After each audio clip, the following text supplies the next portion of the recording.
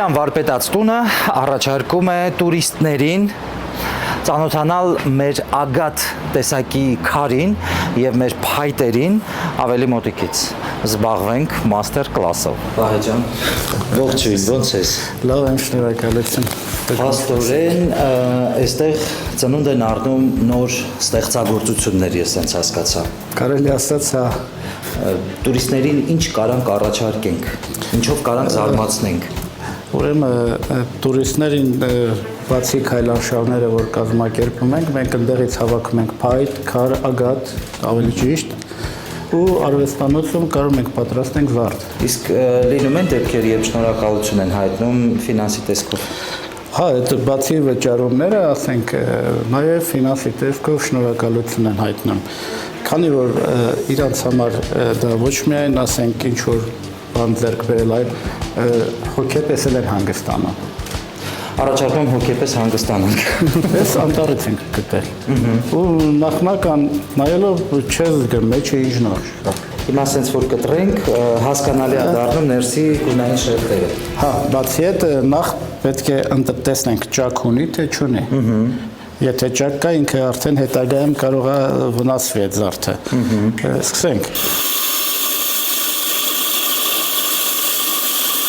Տեսեք ինչ ունենք։ Սրանից հետո պետք է անցնենք ձևեր տալուն ու փայլեցնելուն։ Շատ քարեր ունենք, որ թափանցիկ չի, բայց այդ գեղեցկությունը չկա մեջն արդեն։ Հիմա տաշում ենք։ Քանի որ մատերը աշխատում անընդհատ, դրանից նյարդը հետել է բավականին հանգստանը։ Փաստորեն վերջնական տեսքը ստուգում ենք լույսի տակ, հա, թափանցիկությունը։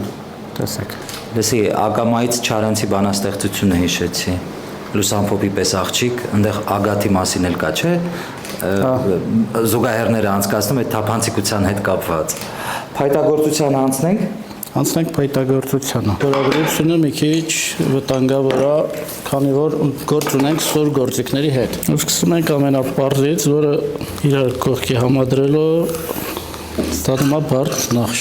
Համապատասխան դուրն էլ պետք է լինի, չէ՞, այս չափսերի։ Անպայման։ Թեքությունը տալիս ենք այ, տեսեք, այն մի կտրվածքի հետ պիտի հասնի, ուղիղ նստի, ու թեք ընդամենը հրմենք։ Հա, մի թեթև լացված ենք դրավես։ Կամ երզեվով խորություն։ Համբերություն պետք է ունենաս, Վահե, այս ամեն ինչի հետ մեկտեղ։ Դե ինձ հանգստացնում այս աշխատանքը, չգիտեմ, ընդամենը սխնում ես հետևից։ Ուղիղ, այ գիծը անցանք, այ։ Անցա։ Այս մյուս գիծը պետք է չանցնենք։ Ոնց ձեր տանը փայտի գործ չկա անելու։ Ապրեդ քերի ուներ, քերես գիտես ինչ լավ քանդակագործ է։ Ճաղավանդակների հետ կապված, բազրիկների հետ կապված, ասա, գամ Էլի դուրս է կարտիկ։ Ոչինչ։ Դե ոչինչ չի, փայտը չի փչանում։ Եթե լինեն մարդիկ, ովքեր ուզենան այս մասնագիտությունը ձեռք բերեն, Գալիս սովորում են, աշակերտներ ունենում են։ 6 տարեկանից մինչև 35-40 տարեկան աշակերտներ ունեմ։ լուրջ ես ասում։ Իսկ ոնց որ տալվում ես, այս դից եմ զգում։ Բա հետո որ կամ ձեր տանը գործանեմ, ոչ ջան, պետք է կարողանամ գործանեմ, թե չէ։ Հետո գանա աշտնան պտտվի կասի Տիգրան ջան,